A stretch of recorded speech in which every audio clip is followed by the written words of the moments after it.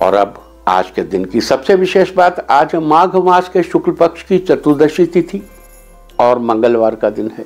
चतुर्दशी तिथि आज रात 9:42 तक रहेगी। उसके बाद पूर्णिमा तिथि लग जाएगी।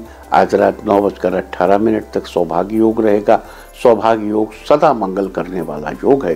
साथ ही नाम के अनुरूप ये भाग्य को बढ़ाने वाला और वैवाहिक जीवन को सुखद बनाने वाला भी है। साथ ही आज दोपहर 1:49 तक पुष्य नक्षत्र रहेगा। उसके बाद आश्लेषा नक्षत्र लग जाएगा। आकाश मंडल में स्थित 27 नक्षत्रों में से पुष्य 8वां नक्षत्र है। यह एक शुभ नक्षत्र है। इस नक्षत्र के दौरान शुभ कार्य करने से सफलता मिलती है। साथ ही पुष्य नक्षत्र का प्रतीक चिन्ह गाय के थन को माना जाता है, जबकि इसका संबंध पीपल के पेड़ से बताया गया है। लिहाजा पुष्य नक्षत्र में जन्मे लोगों को आज पीपल के पेड़ की उपासना करनी चाहिए। आज के दिन ऐसा करने से आपको शुभ फलों की प्राप्ति होगी। और अगर आश्लेषा नक्षत्र की बात करें तो आकाशमंडल में स्थित 27 नक्षत्रों में से आश्लेषा 9वां नक्षत्र है। इसका अर्थ होता है आलिंगन। इसी के अनुसार कुंडली मारकर बैठे हुए सांप को आश्लेषा नक्षत्र का प्रतीक चिन्ह माना जाता है, जबकि नागकेसर के पेड़ से इसका संबंध बताया गया है। लिहाजा आश्लेषा नक्षत्र में जन्मे लोगों को आज आश्लेषा नक्षत्र के दौरान नागकेसर के पेड़ की उपासना करनी चाहिए। आश्लेषा नक्षत्र के दौरान ऐसा करने से आपके जीवन में सुख समृद्धि में वृद्धि होगी। तो ये थी चर्चा सौभाग्य योग, पुष्य नक्षत्र और आश्लेषा नक्षत्र की। और अब बात करते हैं आज पड़ने वाली भद्रा की। आज रात 9:42 से शुरू होकर कल सुबह 10:04 तक पृथ्वी लोक की अशुभ भद्रा रहेगी। हम भविष्यवाणी में हमने कई बार आपसे चर्चा की है कि जब चंद्रमा कर्क, सिंह, कुंभ या मीन राशि में होता है तब भद्रा का वास पृथ्वी लोक पर माना जाता है। आज चंद्रमा का वास कर्क राशि में, गोचर कर्क राशि में है। वैसे तो पृथ्वी लोक की भद्रा में कोई भी शुभ कार्य करना वर्जित माना जाता है, लेकिन कुछ ऐसे कार्य भी हैं जिन्हें पृथ्वी लोक की भद्रा के दौरान करने से वो काम सिद्ध हो जाते हैं। जैसे किसी तरह के वाद विवाद के लिए, किसी पर मुकदमा करने के लिए, शत्रु पक्ष से मुकाबले के लिए, शस्त्र आदि के प्रयोग के लिए, सर्जिकल स्ट्राइक के लिए, छापा मारने के लिए, राजनीतिक कार्यों में तरक्की के लिए, अग्नि से संबंधित कार्य के लिए, हवन आदि के लिए, पशु संबंधी कार्य के लिए और दाम्पत्य संबंधों की ऊष्मा को बनाए रखने के लिए और तंत्र मंत्र के प्रयोग के लिए आज का दिन बड़ा ही प्रशस्त है। तो ये थी चर्चा पृथ्वी लोक की भद्रा की। और अब बात करेंगे आज किए जाने वाले विशेष उपायों की। अगर आप अपने बिजनेस की गति को और आगे बढ़ाना चाहते हैं और दूसरों के मुकाबले अपने बिजनेस की नींव को और अधिक मजबूत करना चाहते हैं तो आज आप मिट्टी का एक खाली घड़ा लेकर उस पर काजल का टीका लगाइए और इस खाली घड़े पर ढक्कन लगाकर किसी बहते जल के स्रोत में प्रवाहित कर दें।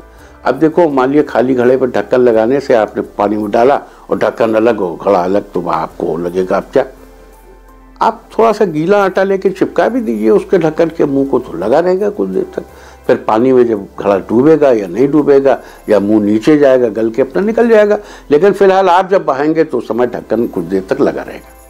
आज के दिन ऐसा करने से आपके बिजनेस की गति आगे बढ़ेगी और दूसरों के मुकाबले आपके बिजनेस की नींव अधिक मजबूत होगी। अगर आप अपने दाम्पत्य जीवन में प्यार बढ़ाना चाहते हैं और जिंदगी में अपने हमसफर का साथ हमेशा बनाए रखना चाहते हैं तो आज नागकेसर का एक फूल लेकर, आप चाहें तो ताज़ा फूल ले आए या फिर पंसारी दुकान से फूल ला सकते हैं। अब उस फूल को पर एक बूंद शहद लगाइए।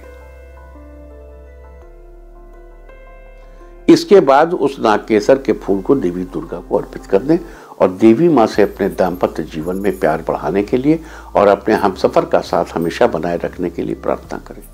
आज के दिन ऐसा करने से आपके दाम्पत्य जीवन में प्यार बढ़ेगा और जिंदगी में हमसफर का साथ हमेशा बना रहेगा। अगर आप अपने कार्यों में सफलता सुनिश्चित करना चाहते हैं तो आज 250 ग्राम हरे मोटे मूंग लें और उन्हें देवी दुर्गा के मंदिर में दान कर दें। साथ ही अगर हो सके तो आज के दिन दुर्गा सप्तशती का पाठ भी करें। अगर पूरा पाठ आप आज के दिन न कर पाएं तो दुर्गा सप्तशती के दिन केवल 1-2 पृष्ठ का ही पाठ कर लें। बाकी बचे पृष्ठों का थोड़ा थोड़ा करके आप अगले कुछ दिनों में पूरा कर लें। आज के दिन ऐसा करने से आपको अपने कामों में सफलता जरूर प्राप्त होगी।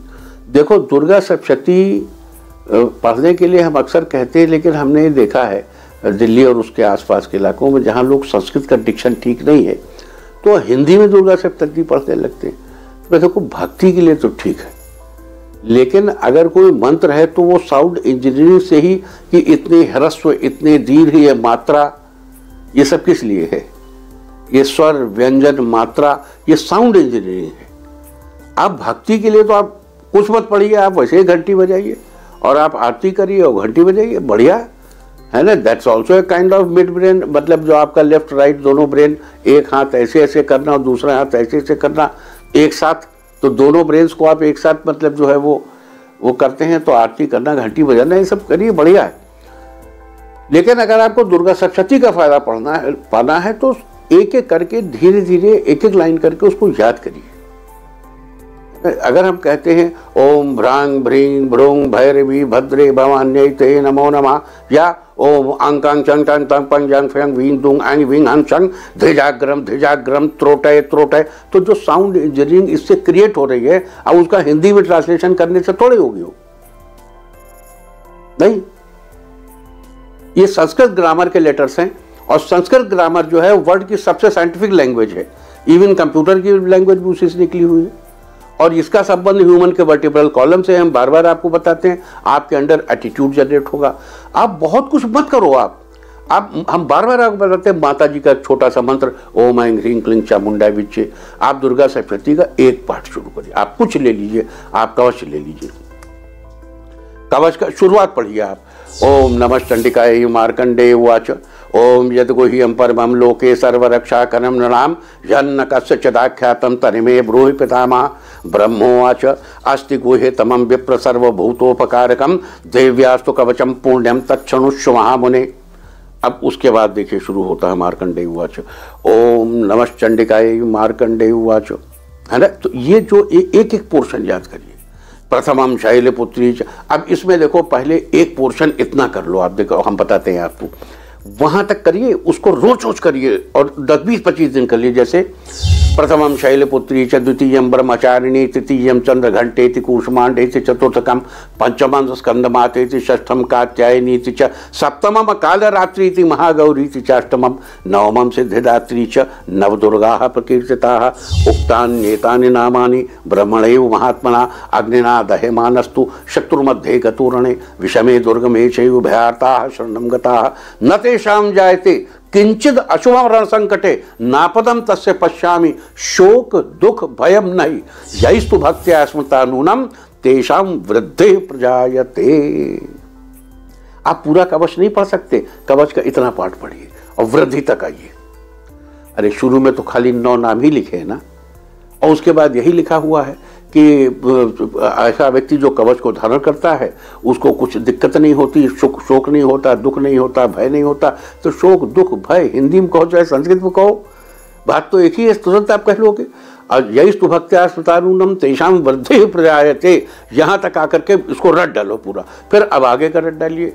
वैसे तो देखो रटने के लिए सबसे अच्छा ये है कि एक चीज को ए से जेड तक 5 पार्ट में डिवाइड करके थोड़ा थोड़ा रटिए, एक तरीका।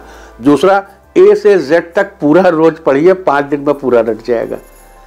तो ये डिपेंड करता है कि आपका लेफ्ट ब्रेन ज्यादा एक्टिवेटेड है या राइट ब्रेन ज्यादा एक्टिवेटेड, ये उस पर डिपेंड करता है। आपको जो सूट करे आप वैसे करिए, लेकिन हमारी रिक्वेस्ट ये है कि संस्कृत डिक्शन में अगर करेंगे, हाँ डिक्शन के लिए हम बार बार आपको कहते हैं कि आप उसमें भार्याम रक्षतु भैरवी, अब आप पढ़ेंगे भार्याम भक्षतु भैरवी, तो भैरवी तो भार्या खा जाएगी। तब सावधानी से पढ़िए, डरने की बात नहीं, डरिए नहीं। अगर आप अपने जीवन में सुख समृद्धि बनाए रखना चाहते हैं तो उसके लिए आज आपको नागकेसर के पेड़ को प्रणाम करना चाहिए, उसकी विधि पूर्वक पूजा करनी चाहिए। अगर आपको नागकेसर का पेड़ न मिले तो पंसारी की दुकान से नागकेसर की सूखी लकड़ी का एक छोटा सा टुकड़ा या नागकेसर का एक सूखा फूल लाकर उसे प्रणाम करें और आज पूरा दिन उसे अपने पास रखें। अगले दिन सुबह उठकर स्नान आदि के बाद उस लकड़ी के टुकड़े या फूल को किसी बहते जल में, स्रोत में प्रवाहित कर दें। आज के दिन ऐसा करने से आपके जीवन में सुख समृद्धि बनी रहेगी। इंडिया टीवी हर वक्त हर जगह डाउनलोड करने के लिए सर्च करें India TV news Google play store या ऐप स्टोर पर।